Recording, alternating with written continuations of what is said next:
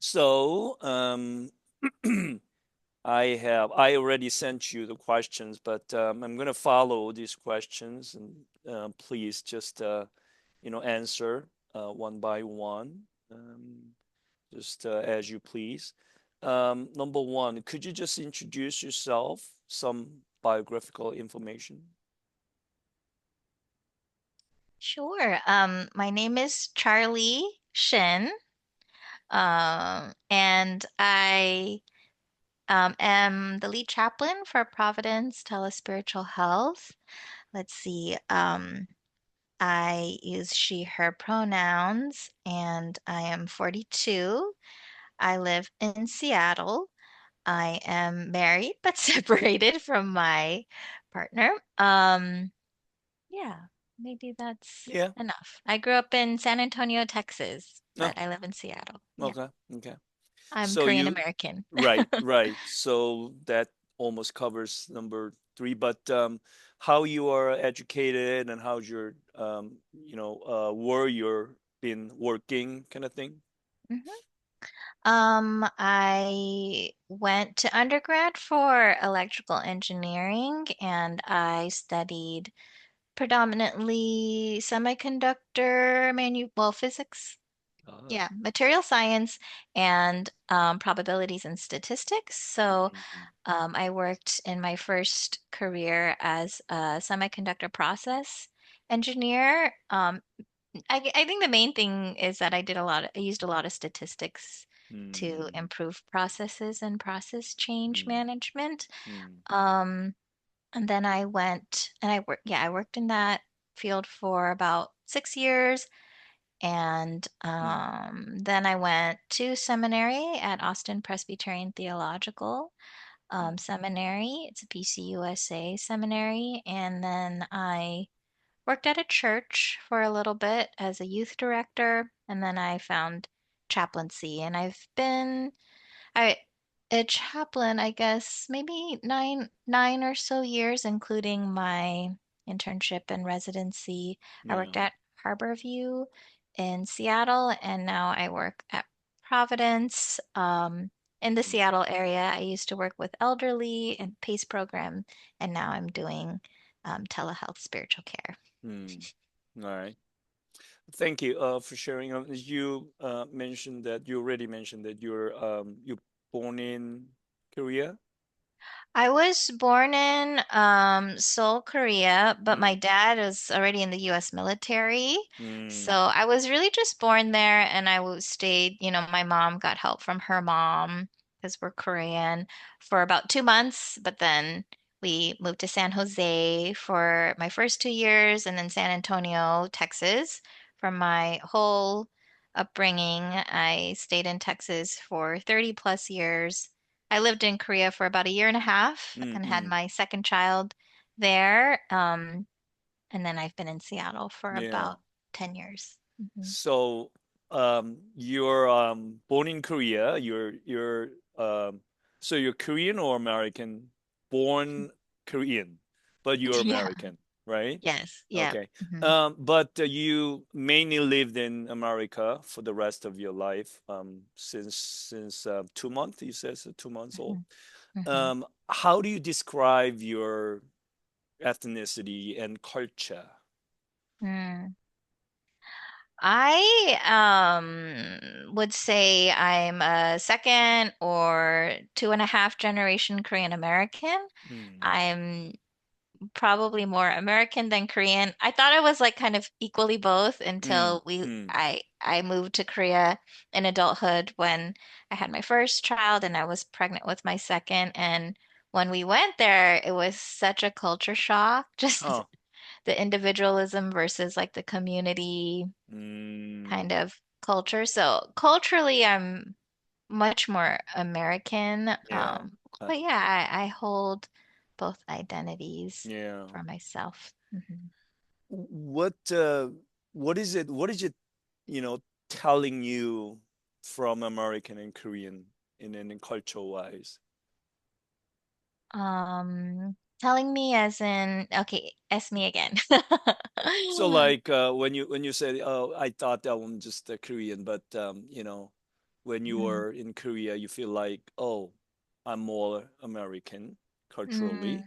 What mhm. what what what made you think that? Oh, What oh, exact thing that yeah. made you think that? I'm very individualism, I think.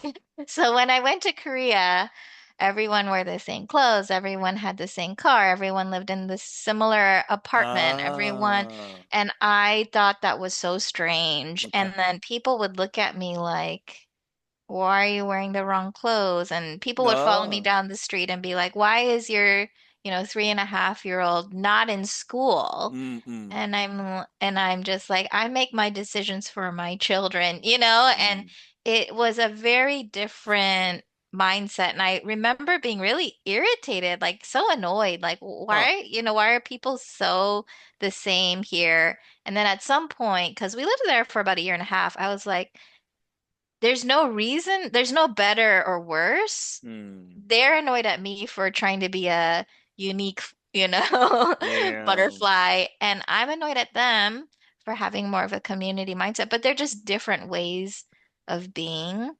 And yeah, so it was just interesting. Like there was nothing wrong with mm, either way of yeah, living, but I mm, realized having grown up in America, mm, I'm much more individually minded. Like I don't care what other people are wearing or like mm, what other people are into. right, I care about what I'm into. right, And so like decisions that I make for my family, they're not based on like what is this person doing or what is that person doing? It's like mm, what do I want to do? What do I yeah, think is important? So yeah. culturally, that is definitely a huge difference for Hmm. me. I, I understand what you're saying because I am, first generation Korean, and then came to America and became American. So Mm-hmm. I'm pretty much, born Korean, and then culturally embedded with the Korean culture and especially Asian culture. That what you said, um, that Asian community, especially the Korean community, people was just really pressure others to be the same, to be Mm-hmm. assimilate themselves to the mainline people. Mm-hmm. That's very it's a kind of pressure. They always asking others to be the same, Mm-hmm. same look, and then same clothes, and then same way, same Mm-hmm. behavior, all those things. um, and then you feel like that's kind of like Korean culture a Mm-hmm. lot. Okay, Mm-hmm. yeah. Um, Thank you. Yeah. Wow, that's the thing that I noticed as well. Thank you very much for bringing that up. Yeah, Um, thanks for and asking. now you are what denomination you are in? You belong to? Presbyterian Church USA. Okay, PCUSA. Mm-hmm. Mm-hmm. Right now you work in um, hospital. Is that correct? No, I work at home. I'm do completely telehealth spiritual care. Ah, okay, Mm-hmm. okay. So could you just explain what you do and how to do that? Yeah, so I guess I'm leading the telespiritual health at Providence. So we launched December 2023, but Mm, I'm developing the service and I do patient care. We mhm. predominantly serve people in the outpatient setting. So we Right. partner with different clinics and we visit with people via Zoom or a telephone Yeah. visit. Yeah. So I work from home, but I'm also developing the service. So I work Yeah. with a lot of different partners to expand access Hmm. to spiritual care for Right. Providence patients. I was working for Ascension Healthcare Network, and then they have that, um, spiritual. It is how do they I think call they're this? called on-demand On spiritual care. demand, Yeah, right? yeah. On Mhm, demand. mhm, And right now I'm just working for the Advocate Sherman Hospital. This is a Sherman Hospital today. I'm just working here as mhm, a PRN, but mhm, they call Chaplain Connect. So Oh, yeah, so all when right. there's I talked to no the advocate person. yeah, so when do they when there's no actual, chaplain in the house, and then they always just chaplain connect is connected, so the nurse or whoever Oh. needs chaplain care, and then they just call, and then somebody just on the phone Mm-hmm. respond 24/7, Mm-hmm. specific Wow. time period. So Mm-hmm. advocate is using this chaplain connect Mm-hmm. nationwide, so that whoever needs the spiritual care, they always call. Mm-hmm. Okay, it's you think this chaplaincy um is keep growing? Yeah, definitely at Providence, it'll keep growing because you can serve so many patients with Right, right. less chaplains, especially in the outpatient setting. The people, need is not as great. And I think Mm, it sounds like with Advocate like this, the need for chaplains, even in acute care, maybe in rural settings and things like that, is, yeah, yeah, it's hard to kind of fill out all the rosters. And with all the right. financial challenges with healthcare, I Exactly. can only imagine it'll grow, just grow and grow. Yeah, I think so. Just by the way, what drew you to this chaplaincy? Could you just tell me? What do I, What brought you this chaplaincy? uh, What is the mm, what captivates you in mm, this chaplain ministry? mm. I think what captivates me is the work itself, like Mm, visiting with people in this part of their lives. And I think particularly with outpatient care, which is really incredible, is that I get to meet people. mm, When I first meet people, they're often not in a great place because we do a spiritual distress screening. So they're spiritually yeah, distressed, yeah, whatever way they define that, right. and enough so that they would want to talk to somebody about it.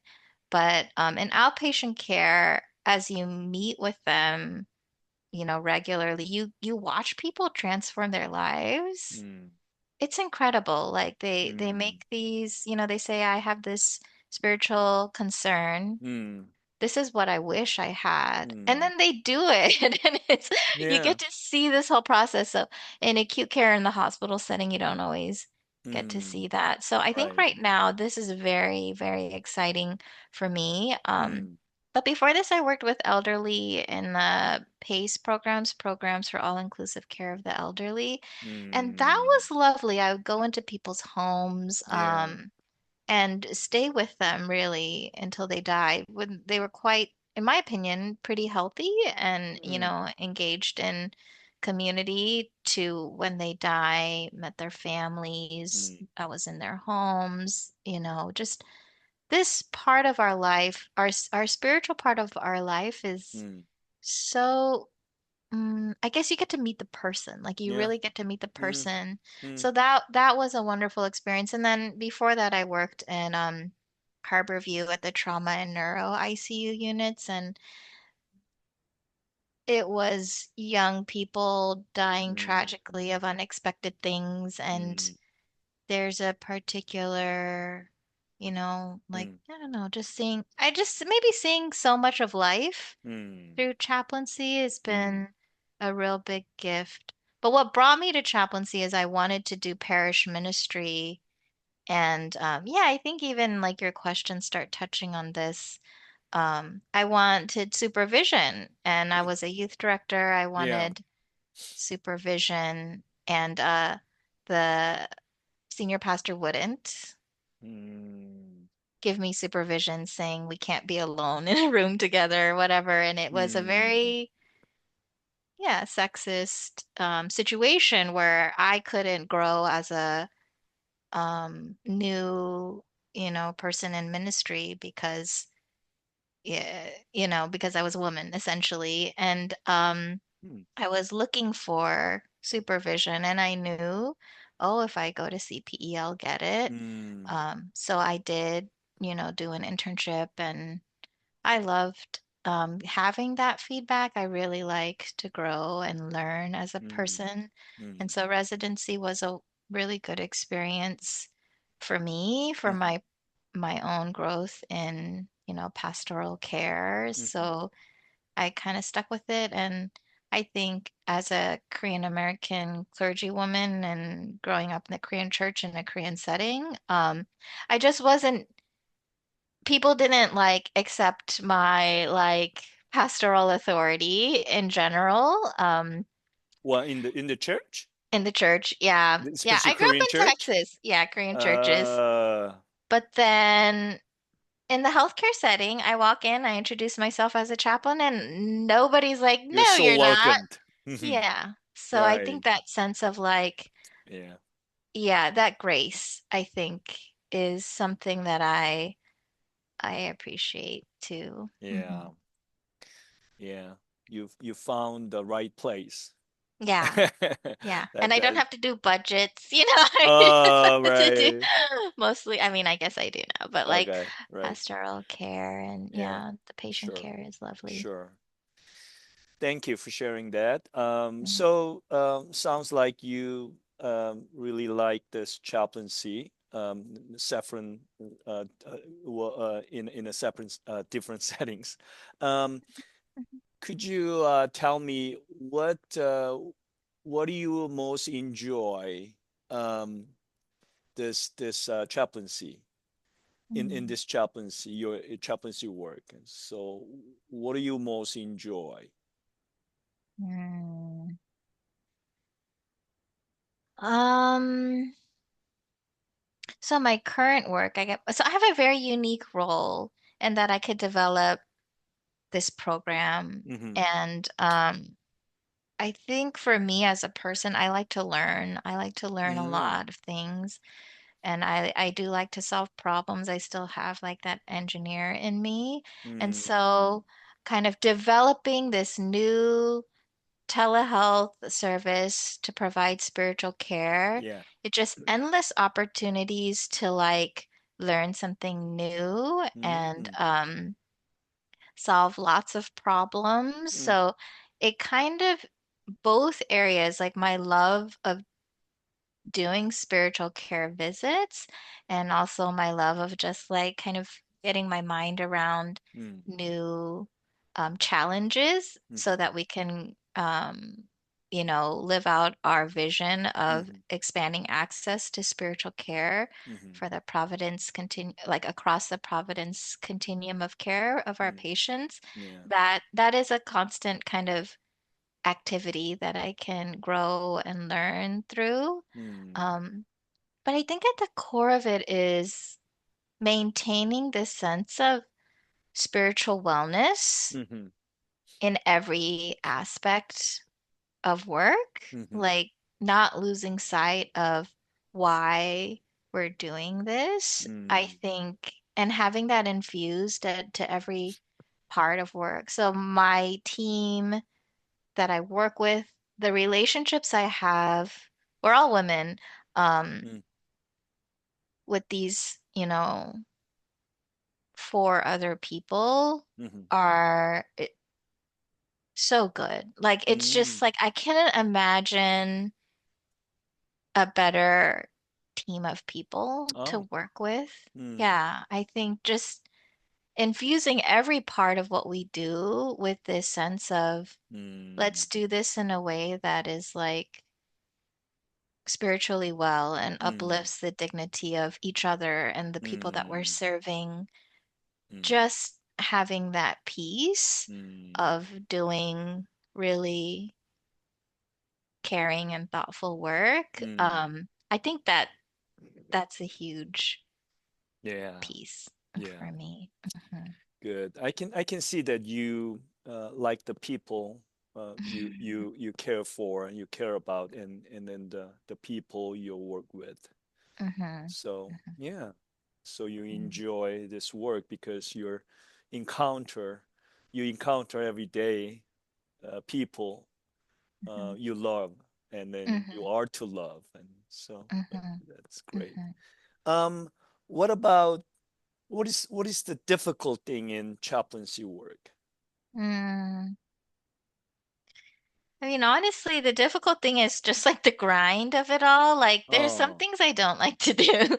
Like, well, in developing the service, I uh, I do have to. So, I mean, I guess the thing that I can easily point out is spiritual care is not fully understood in the healthcare setting. So, mm-hmm, when we talk about expanding access to spiritual care services for mm-hmm, patients that don't have it, that mm, also means I'm working with people who've never worked yeah, shoulder yeah, to shoulder with the chaplain. They don't know what we do, but yeah, people have their assumptions. And the uh, assumptions that are the worst are you only do death and dying, you're just yeah, going to go and pray with people, or you're just a right, community service. You're not a clinical mm, discipline. And having to constantly butt up against that mentality is very difficult because mm, we are a clinical discipline. We do treat diagnoses of spiritual distress. We do a lot of training right, to do this job. We're not a religious service and we're not mm, a community service. mm, And so when I needed to get like our systems built up, even like the technical partners are like, why do you need to chart mm, or why do you need all these why do you need us to build these things? We thought you were just in the community. Like you have to constantly advocate for your role and what you do mm, again and again and again and right, it gets exhausting sometimes right, just feeling like within the and like I mean I work mm, Catholic institution where mission is the center of what we do, right, and still people don't really understand our work, and we get a lot of pushback for like, well, why do you need a chart in this way, and why do you need to build this screening tool? You mm, know, like it's just but once you get explain everything and you get on their side, then you end up having really great advocates for your care. But you always like I think as a chaplain developing a new service, I will know that I'm always going to run into some pushback too, mm, which is just not fun. yeah. Mm. Yeah, well, totally understandable. Still, when I work in a hospital, some of the doctors, some of the nurses, and then Mm. when, probably you had the same experience that I just talked with the patient, and then the doctor came in and then just, hey, get out of here. I need to talk to the patient. Yeah. And then even nurses, and they just interfere, Yeah. we're talking really serious stuff. And Yeah. then the nurse came in and then just, doing something and then right away asked something. They Hmm. didn't even say sorry, Yeah. sorry to interrupt or something. Well, Yeah. I'm the discipline, and then Hmm. I'm just talking with the patient and for their spiritual concerns. Hmm. And the patient needs me right now, and that Hmm. is that is the pre pre the common experience of all chaplains still Yeah. experience. Yeah. One good thing, I just started a hospice chaplaincy 1.5 Uh-huh. years ago, Uh-huh. and doing PR in a hospital. But Hmm. the hospice is one way. um, Chaplaincy is a mandatory discipline for the team, Hmm. doctor, Hmm. nurse, and social worker, Hmm. and then chaplain. Hmm. We are core Hmm. team members, so Hmm. that whenever new patient admitted, and we go there within 5 days of admission, it's Hmm. Medicare mandatory. Hmm. So without chaplain, the team is not there. So Yeah. chaplain has to be there. So Hmm. without our signing Hmm. off, and they cannot submit their all those charges to the government and kind of thing. So in that sense, our position is secured. Hmm. And then chaplain is indispensable, Hmm. essential. I think that is good. Even hospital has to have that position. And then Yeah. we call ourselves, we're board certified chaplain. Hmm. And then I said, as I'm BCC, and then what is BCC? And I'm board certified. And then what is? Yeah. Chaplin is aboard. Kind of that attitude, and still Yeah. that's Hmm. hopefully it's getting better, you know. Hmm. Um, Hmm. and ACPE and then all those, the endorsing organs, and then they're trying their best to do that. Yeah. Anyways, one other question that's related, piggyback to that. So, by any chance, have you experienced any discrimination because of your Mm. ethnicity, your particularities, your gender, especially in this case, and then, because you're Asian, because you're Korean? Mm. Have you experienced any discrimination or microaggression or marginalization kind of thing? Mm. I looked at these questions and it's a hard one. And I Hmm. think I probably will have way too long of an answer. I actually journaled a little about it, but Hmm. I think it's hard for me to identify when I've experienced racism or microaggressions because Hmm. as a Korean American who, two well, 2 months I came to America, like my experience in America, I don't have anything to compare it to except for the life that I've lived here. So I didn't have a time necessarily where Hmm. I lived in a place where everyone looked like me and had like the same kind of Hmm. racial ethnic makeup as me. And then I came to America. This is all I've known. And I grew up Hmm. in Texas and there was no Right. Asians in Texas. So Right. sometimes I think I do have these elements of privilege as as being more of an American Korean that like I don't have like my English is not accented with like an Asian accent. If anything, it might be a little bit Texan twang, like I might Hmm. have a little bit of Texan twang. Yeah. Um, and I'm Christian. Like there are these elements of privilege that I have, but yeah, I had heard somebody say like you as an Asian person or as a person of color or a BIPOC person, you you don't have the ability to know like if someone doesn't give you a job or someone doesn't give you an opportunity or someone treats you in a particular way, we can never rule out the fact that it could be discrimination. We don't Hmm. know. I wouldn't Hmm. know.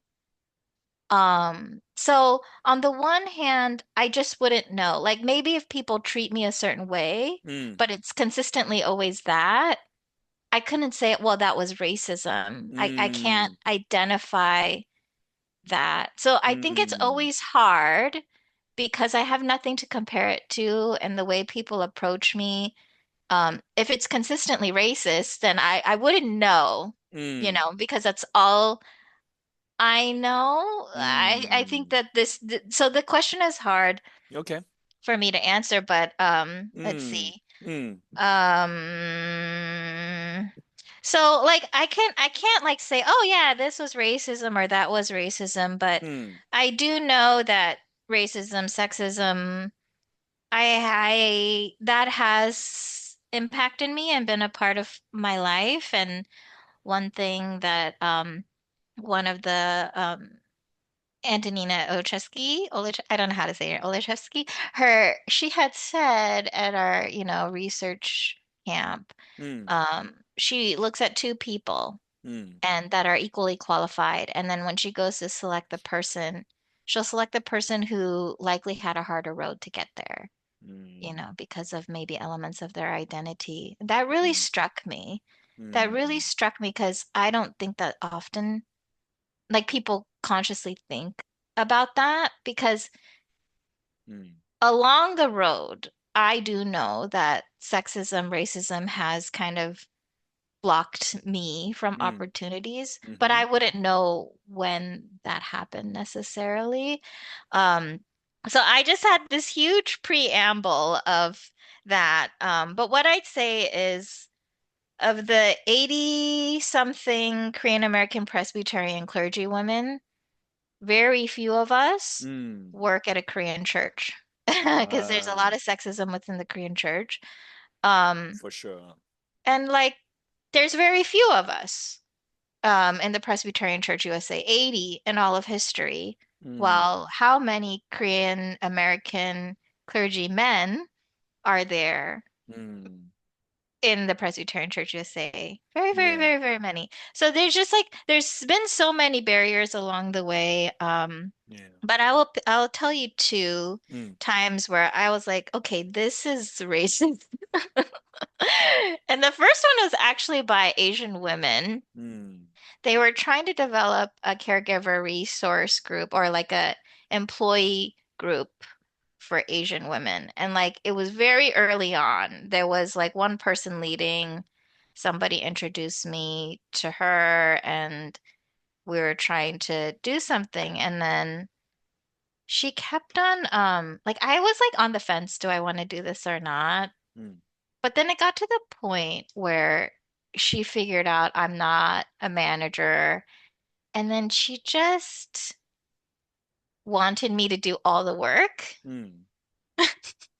And I'm like, lady, I don't even know if I want to do this. And she's like, you write the agenda, you do this, you find this, you put this group together. And I was just like, no, no.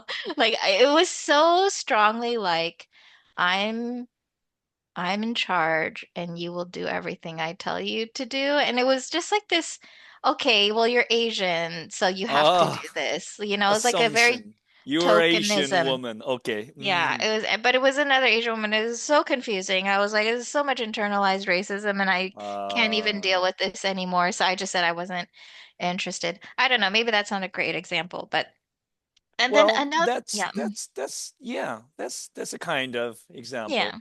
it's such so internalized, I think, racism. The other one is I had a partner that I was working with very closely in chaplaincy. And for a long time, it Mm, was a similar situation.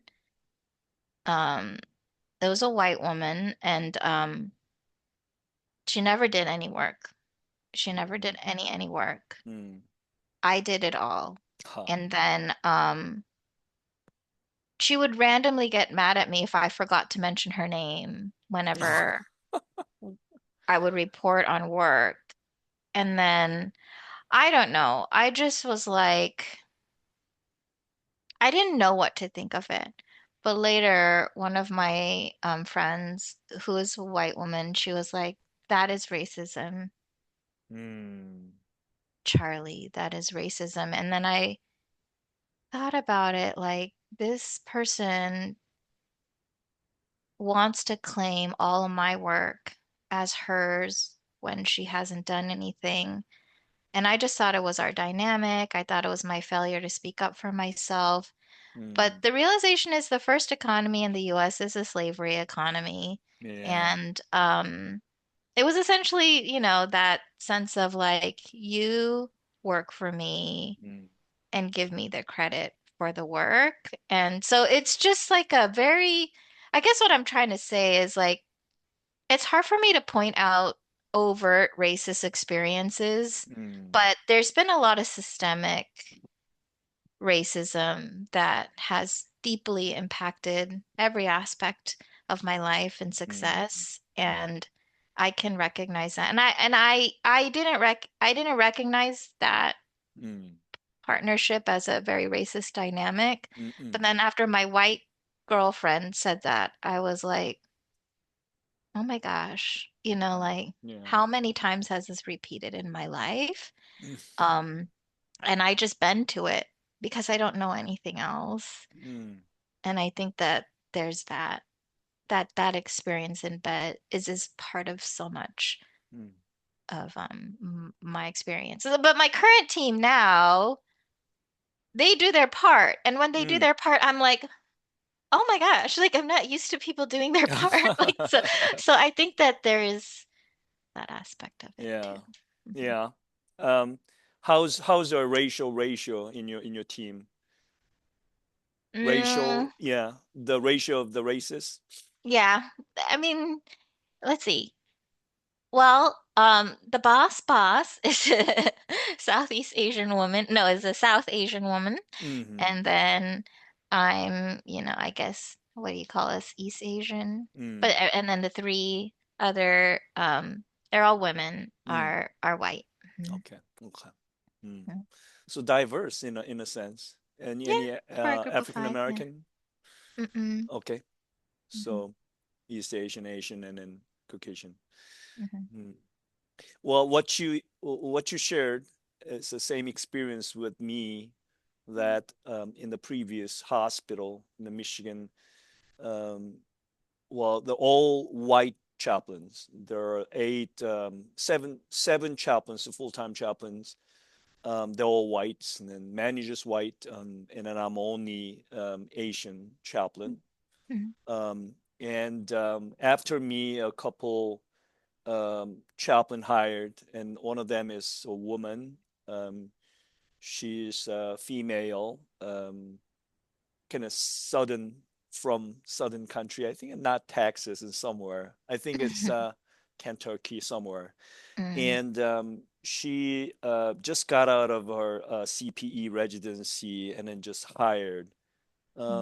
Very interestingly enough, she kept saying that she's kind of bothered and even some had a um, some argument with the Asian chaplain in her residency Mm-hmm. years. She kept saying that was so she's like okay the Korean male chaplains and she almost saying that she's a victim of that male chauvinism and and then our manager always just okay we're not doing that at all and then you are valued and then your work is will be evaluated it was just valued and then appreciated and then she really likes that Mm-hmm. but somehow she didn't work she always just sitting in a sit as a very good place and then she just took that space and then she never moved well, that was my kind of like okay, inside of me, and then I am typical Korean mindset. It's I have to keep working and keep working diligently. I just visited almost 15 to 20 patients a day, and then taking care of all of the referrals and stuff. But she never moved and Mm-hmm. been a year or a little bit over a year, I noticed that I never complained because I just took it from my heart. And then, but she was upset about my ministry because I was so diligently delivering all the cards and especially the spiritual care card and then the staff.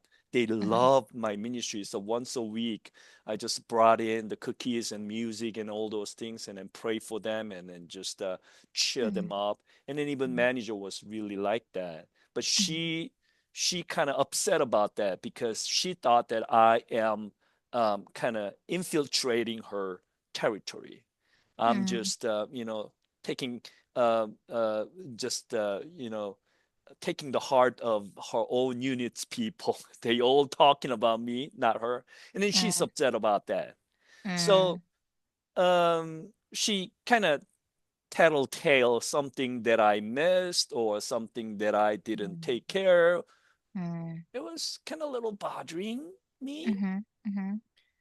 and then finally she got angered that I took care of it's a CCU and then that's her unit but somehow the nurse called me to take care of the patient Mm-hmm. just when I was walked by so I just saw the patient and then Mm-hmm. she was so upset that Mm-hmm. I saw that patient Mm-hmm. and then somehow I didn't notice her because the time is kind of like a little, flowing. So the next day, she found out that I just saw that patient, and nothing happened. I just saw and then check up on the patient because the nurse asked, and then she's like, she turned mad, Mm-hmm. and she's a totally different. And she's somehow mentally depressed and then clinically depressed and then she's Mm, taking some medication on that, and the mm, manager knew that,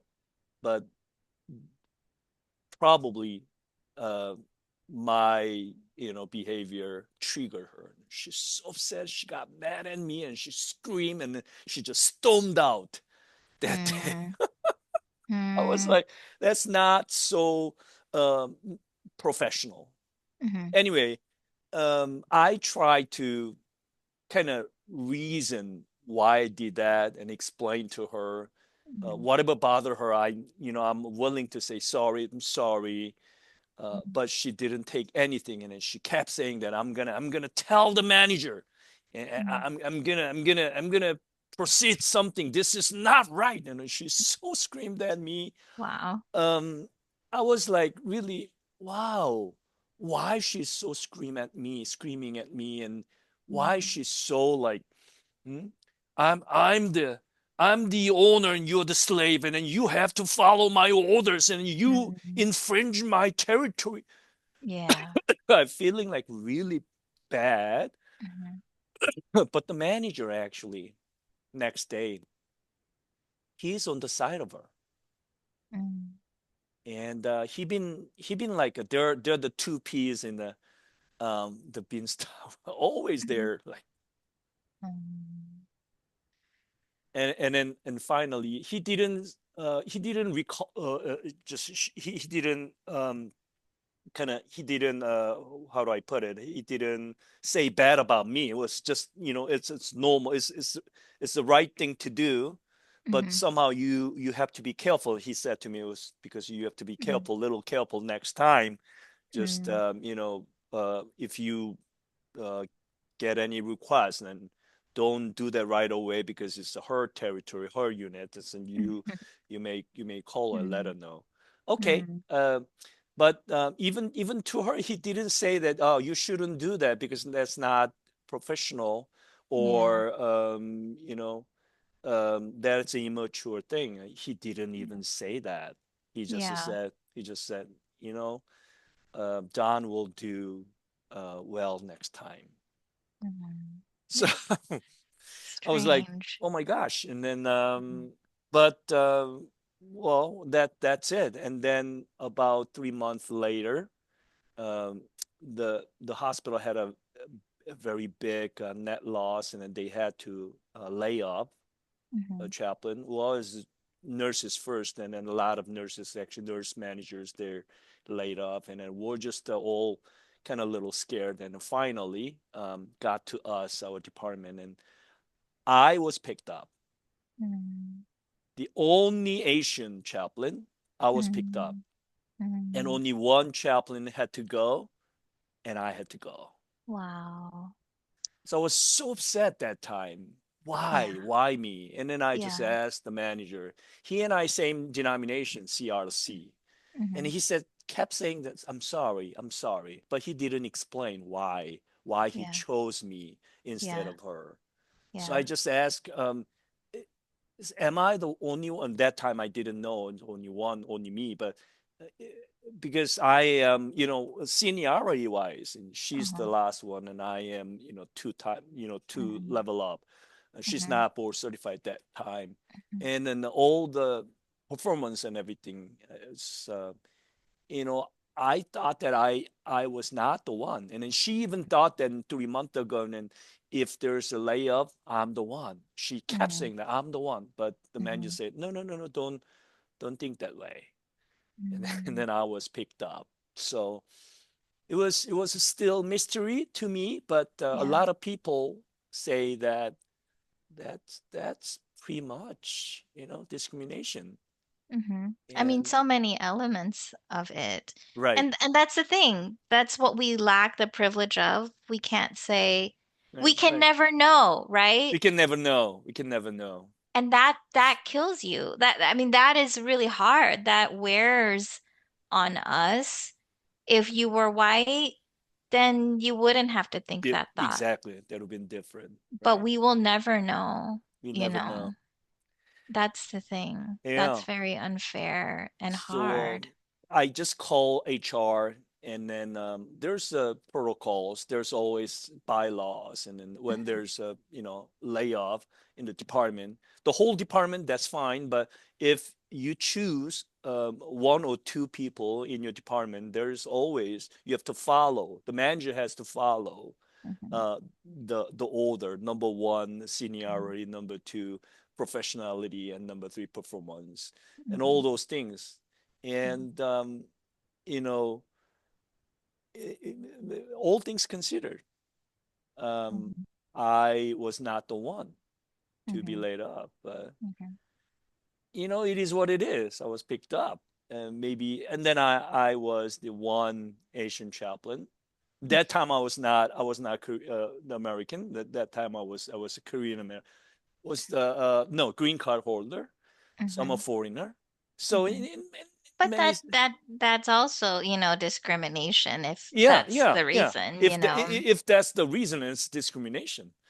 So anyways, previous, even that, a couple previous hospital, I had some kind of tension with a white female nursing manager, Mm, and then they're not somehow they're not well. I felt like they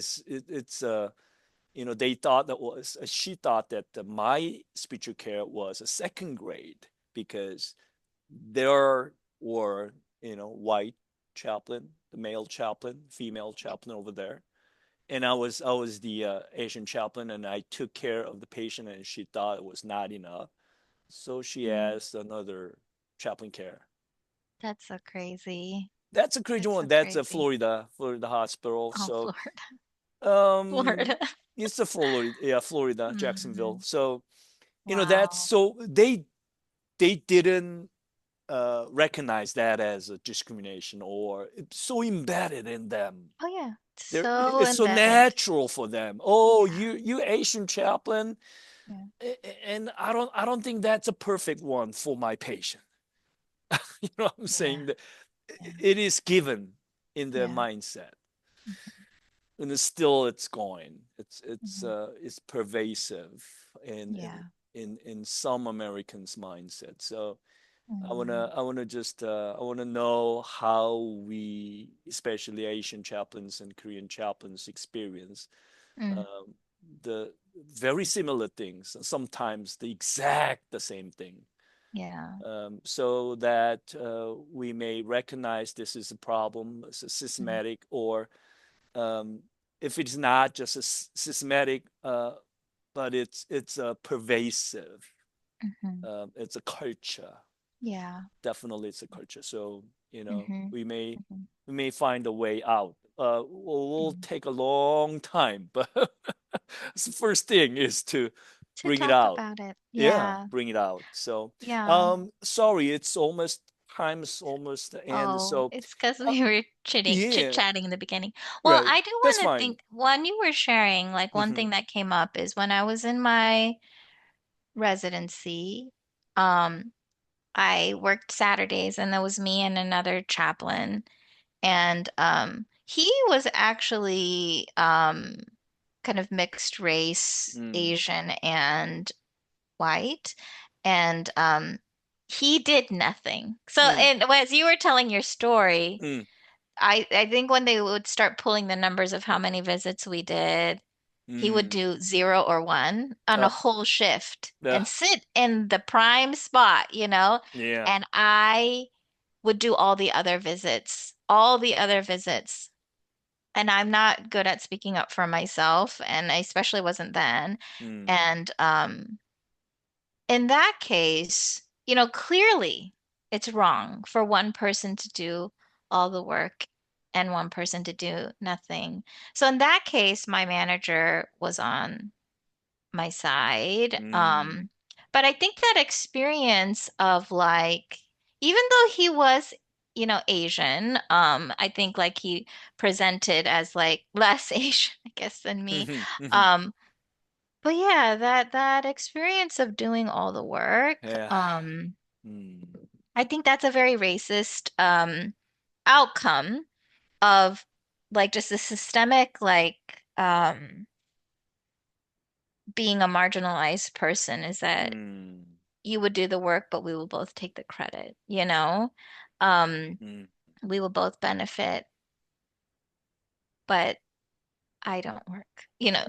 You work. Ugh. Like there's this element that I think that is similar, but you can end the discrimination by being a manager that recognizes like basic numbers, like this Mm, person did 12 visits and this one did one. mm, Like, mm, who do you need to talk to about correcting their behavior? yeah. And if you talk to the person who did the most work and you reward the person who did less, Mm. then that is just really systematizing like something that is very bad. Um, yeah.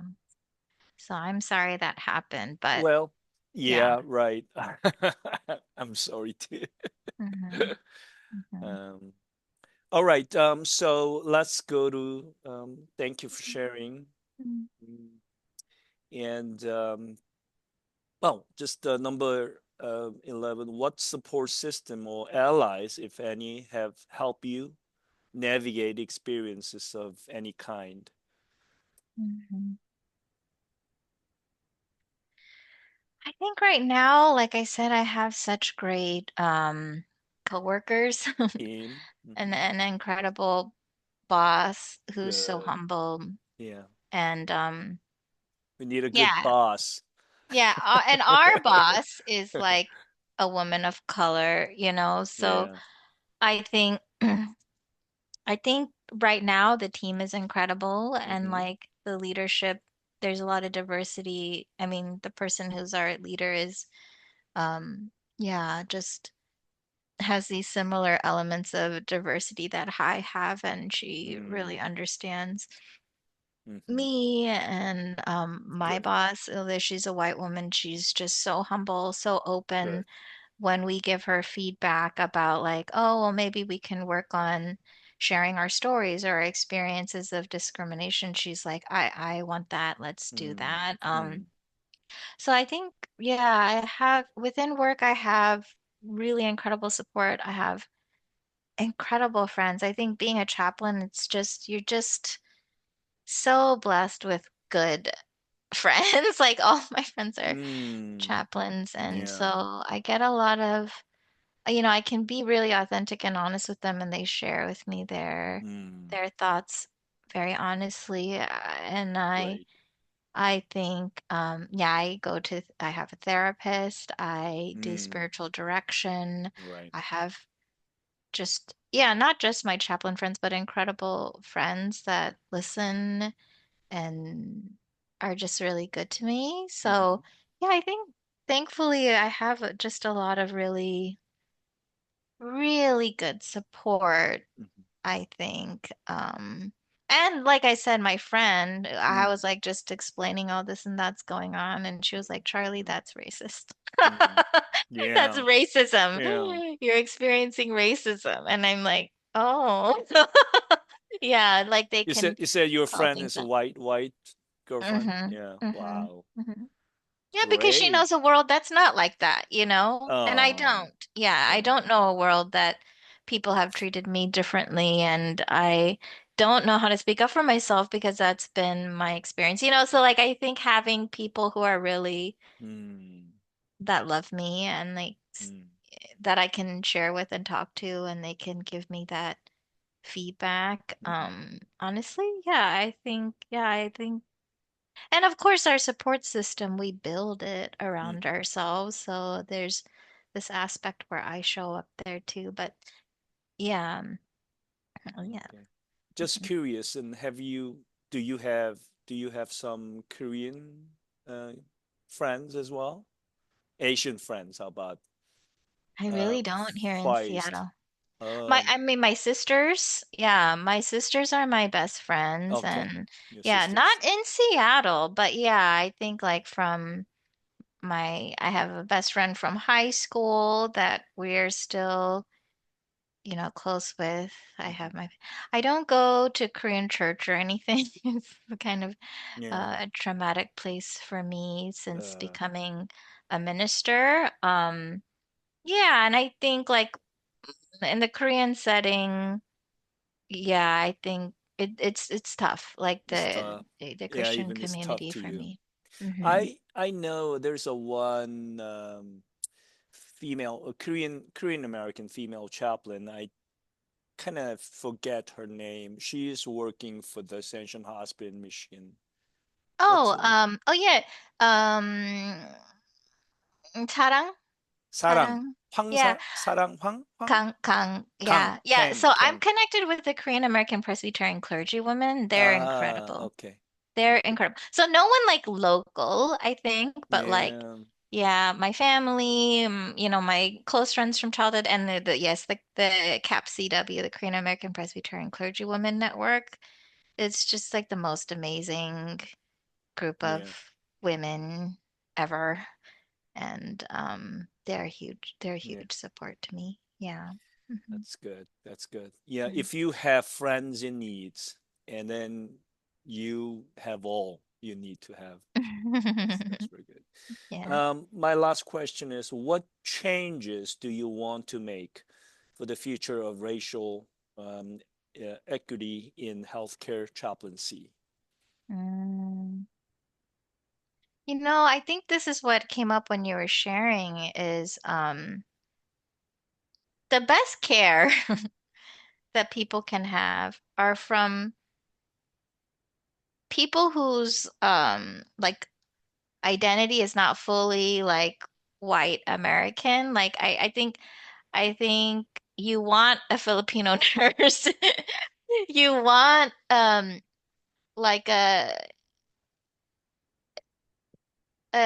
CNA or like a caregiver for your family that is someone from a country where they care about Mm, the sick and elderly. Like we Americans, especially white Americans, don't naturally take care of like the sick person. Like they're just like this community of people, like Somalians, the way they take care of their family member, like they bend over backwards.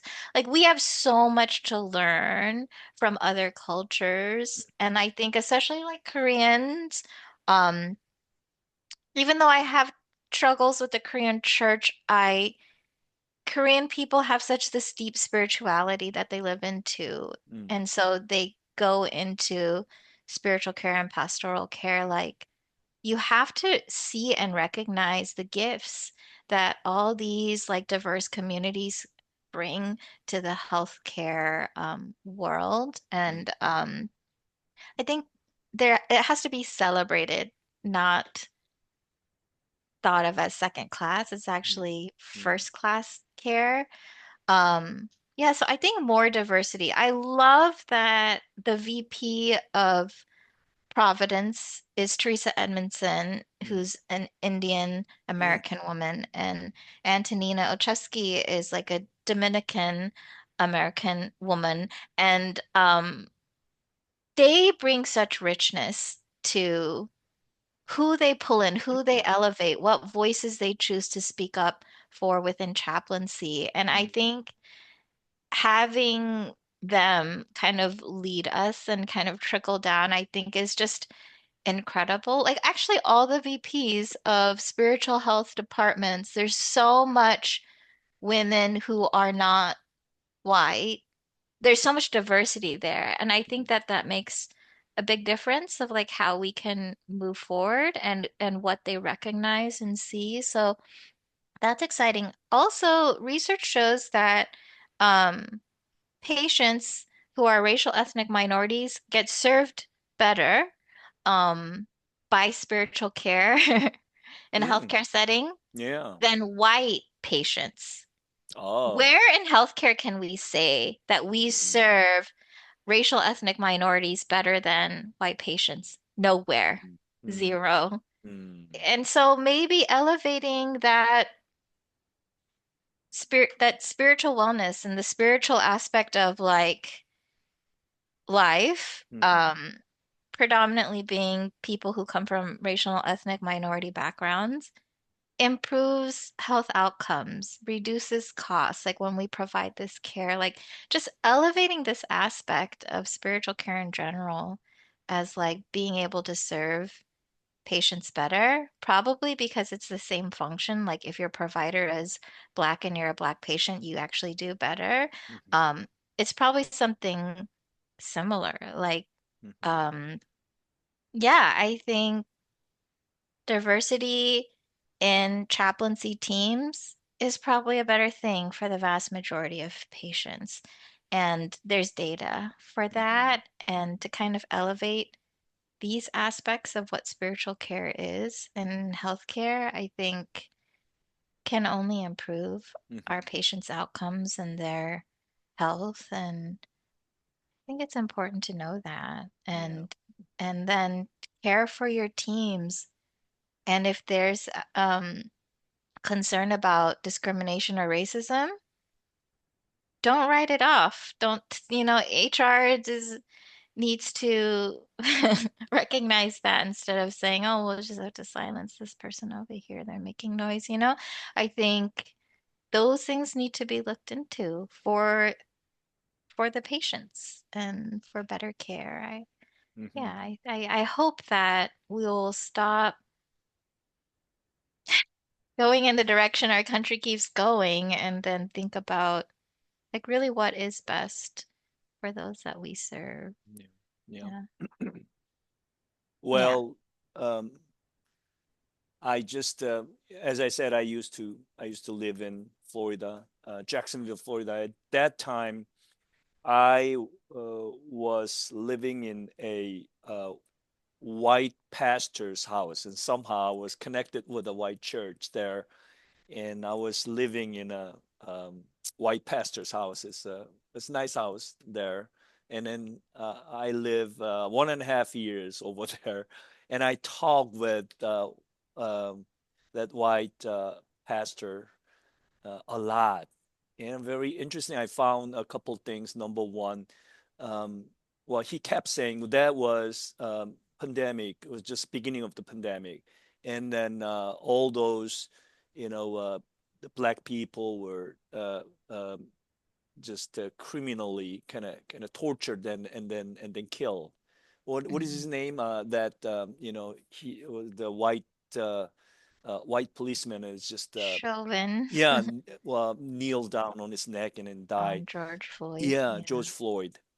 And that well is happening that time, and he was so upset about the systemic racism.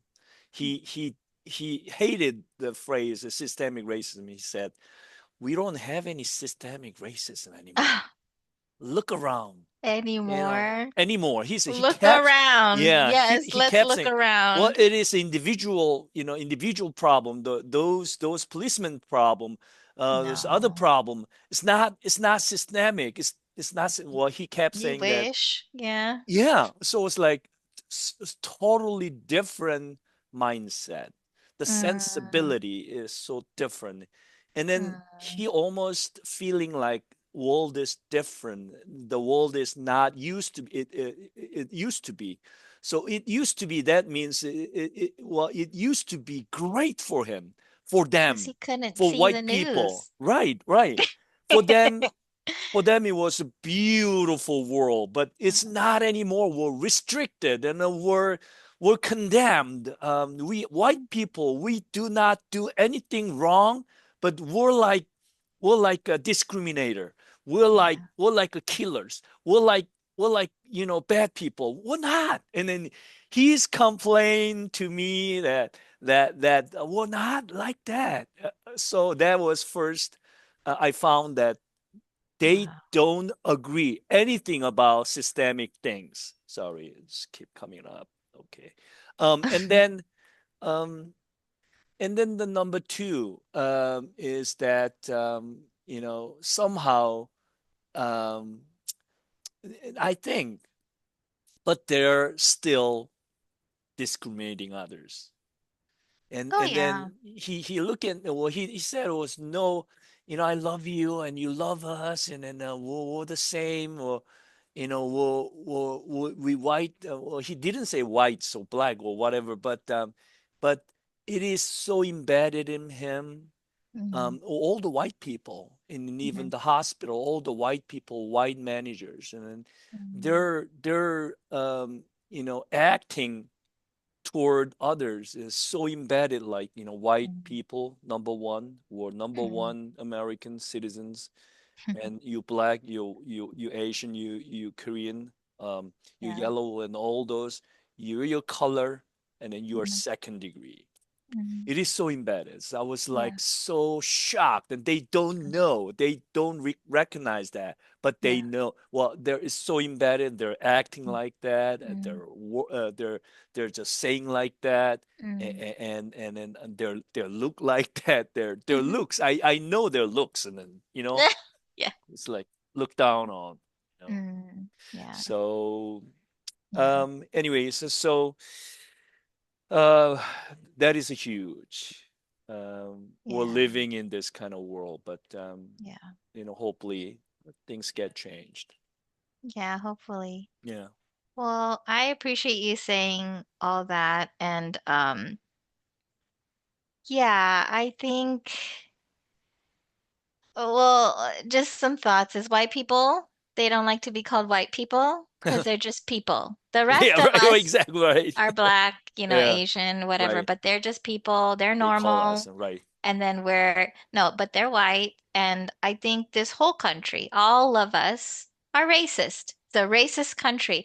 You know, Korean people, when we're just with each other, oh, we're so racist, like we can recognize that. But at a basic level, if you can't recognize that you are racist and Mm-hmm. you're impacted by systemic racism Mm-hmm. and you internalize racism, you can do nothing, right? So that's the activity is like white people, we're not racist, we're not racist, we're not racist.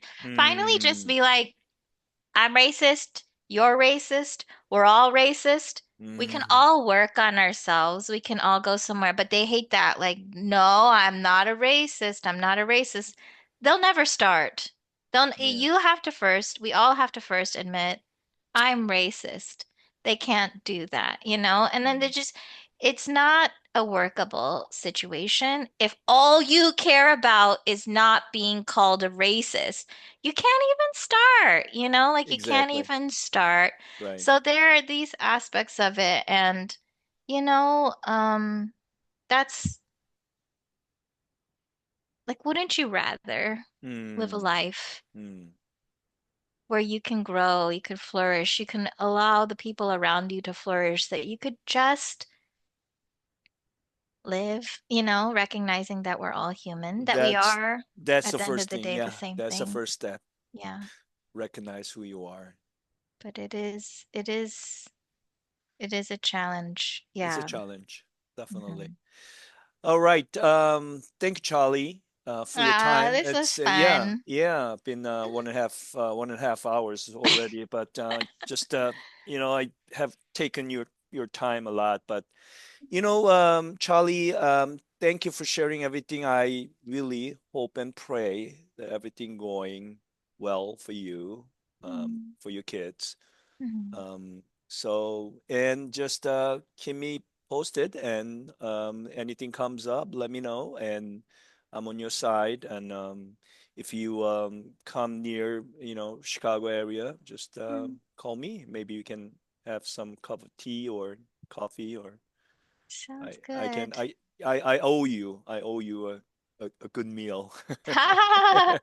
No, this was fun for me. You owe me nothing, and I love Chicago. If I ever come around now, I have someone to visit, so Yeah, that's good. sure, Yeah. sure. And you know what? I am a part of the Seattle Dream Church. Um, Oh. yeah, Mm. so my mother church is there. I am dispatched as a missionary, medical Mm. missionary here. It's sort Oh. of like I was ordained there and then just come here because Oh. my friend, Mm-hmm. we went to Calvin Theological Seminary together. Mm. My friend just a minister over there about almost 20 years. That's Chicago, oh no, Seattle Dream Church. Mm. And so, once in a while I go there and preach, or having some fellowship with my friend pastor, and my classes over there. So once in a while they just asked me to come. This Mm, time, actually, I have a meeting in New York, but mm. when I go there, maybe I can just contact you, and then maybe we can have some coffee together. Yeah, let me know. That's a good thing about me not really going to church regularly is that whenever, you come and if you preach, I'd love to come see Oh you yeah, and yeah, yeah, right. So just you can fun and understand free. Korean well? And good enough, yeah. Oh, good enough. We'll Yeah. see. One in a sermon wise is yeah. The sermon is difficult. It just I preach in the English service a lot, you know. Mm, I'm a hmm youth pastor and a college pastor, but well, I'm just pretty old right now, so they don't ask me to come to preach. So almost all just Korean congregations come in and just preach. mm, So I have to preach in Korean, but mm. anyways, if I get a chance, then I'll, get in touch with you. Okay, sounds good. Yeah, Thank you very good luck with much. everything, your Yeah, your work, thank and I you. hope it goes Yeah, well. will be Hmm great help. Thank you very much. And have a good day, and especially happy 4th of July. You too. Thank I you. enjoy. Bye bye. Bye.